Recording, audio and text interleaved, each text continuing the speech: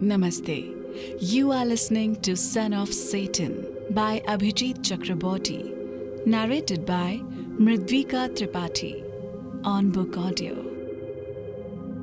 Manish, driven by a sense of urgency to return home swiftly, promptly arranged an Uber ride for the quickest commute. Employed by a multinational corporation, he diligently worked night shifts for nearly 6 months.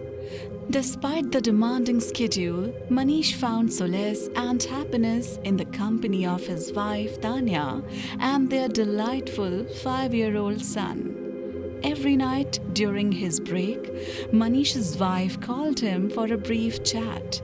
Today, like every other day, he answered her call, only to be met with her panicked screams. "Save me! Save me!" she cried before the line abruptly cut. A chilling realization dawned. Someone posed a threat to her life. Engulfed in profound contemplation, each passing minute felt as if it stretched into an agonizing hour for Manish. Sensing the urgency, he urgently instructed the driver to hasten their journey. Upon hearing his wife's stress, Manish explained the situation to his boss, who promptly granted him leave and assisted in arranging an Uber. In that moment, memories of Manish's early days came flooding back.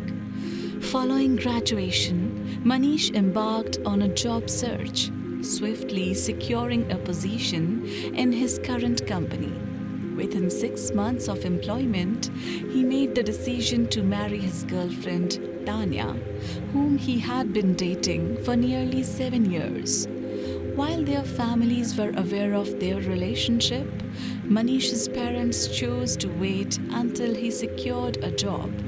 All was well until the parents decided to consult an astrologer for their matchmaking. Manish and Tanya's parents jointly decided to consult a renowned astrologer to finalize their wedding date, seeking his guidance whenever issues arose. Despite Manish's lack of belief in astrologers, Tanya held firm faith in their practices.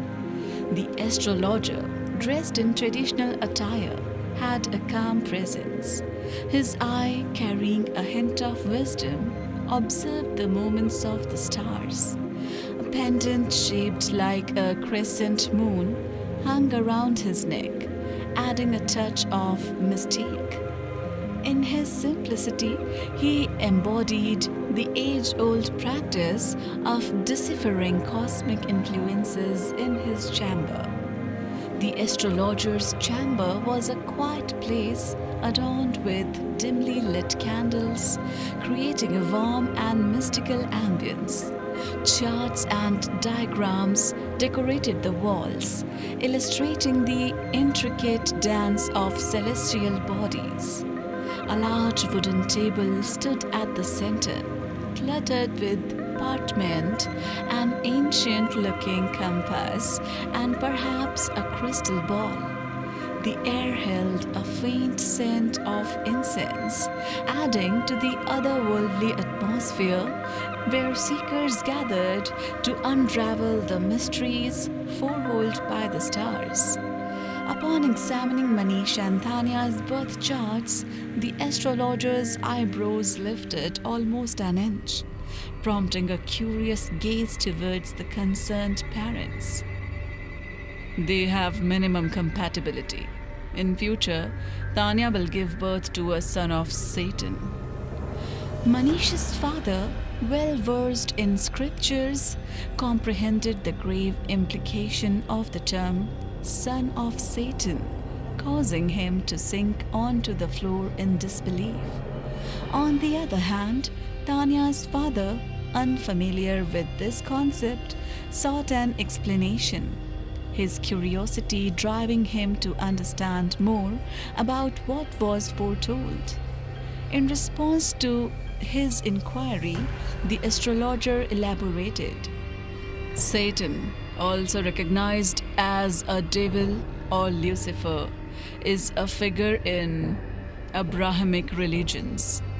This entity is believed to tempt humans towards sin or deceit. In Christianity and Islam, Satan is often depicted as a fallen angel or a jinn. Initially possessing great pity and beauty, he chose to rebel against God. But we're Hindus, Tanya's father said. In Hinduism, the equivalent of Satan is known as an asur. The astrologer cautioned that Tanya's son is predicted not only to bring harm to his own mother, but also pose a threat to humanity. He warned solemnly.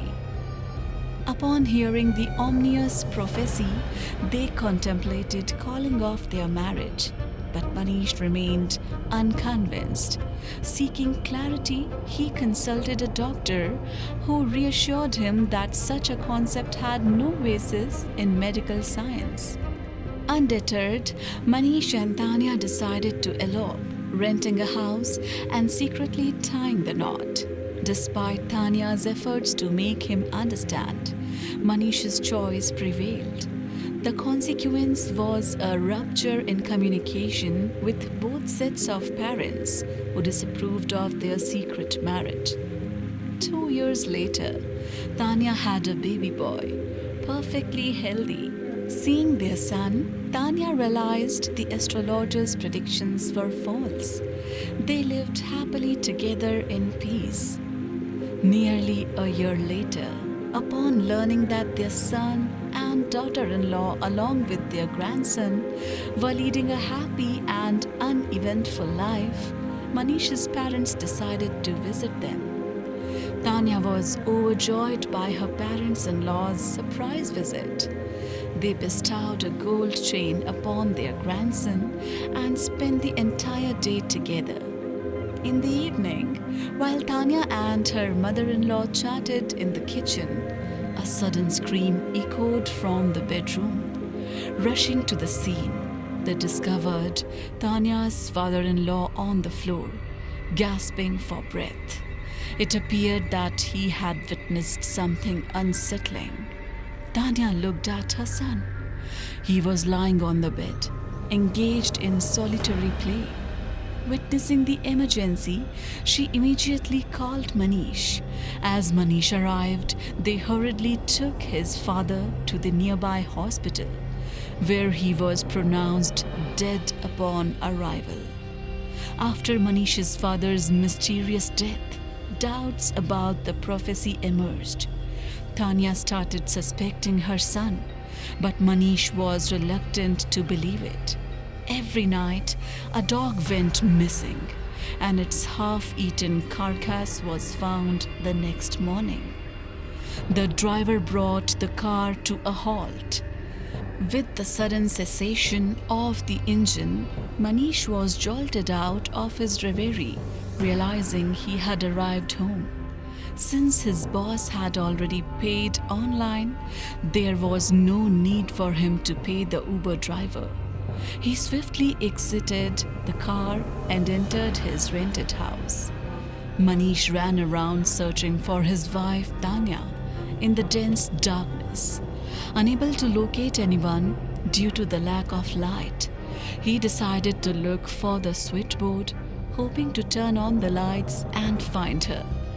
He fumbled in his pocket for his mobile phone and turned on the torch. He scanned the walls, looking for any sign of the switchboard. He walked cautiously, avoiding the furniture and other obstacles that he could barely see. He finally spotted the switchboard. He felt a surge of relief. He reached for it and turned a switch on. Nothing happened. He flipped another switch. Still nothing. He realized with dismay that there was a power cut, and he was still in the dark. He felt a cold sweat on his forehead and a sinking feeling in his stomach. Determined to find Tanya, he carefully used the torch of his mobile phone to explore every corner. To his dismay, he observed bloodstains on the walls, suggesting a violent confrontation. Filled with fear, he noticed a lengthy blood trail leading from the kitchen to the bedroom, indicating a possible dragging of the victim after the murder. Strange, large footprints resembling cloven hooves heightened his anxiety, reminiscent of the ominous prophecy. Overcoming his apprehension, he mustered the courage to enter the bedroom, tracing the path of the long bloodstain. When he reached his bedroom, he stumbled over something, landing on his knees. His mobile phone slipped from his hands and fell at a distance. Straining his eyes in the darkness, he couldn't discern what he had tripped over. The only visible object was his mobile phone, its torchlight illuminating the room.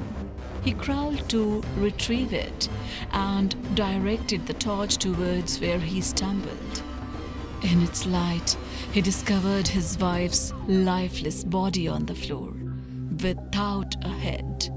The sight terrified him and he vomited. After a moment of complete silence, lasting almost a minute, he heard munching sounds from under the bed. Shining the torch beneath, he was astonished to find his son transformed into a demonic figure. Horns, cloves hooves, naked with unusually hairy legs and a tail.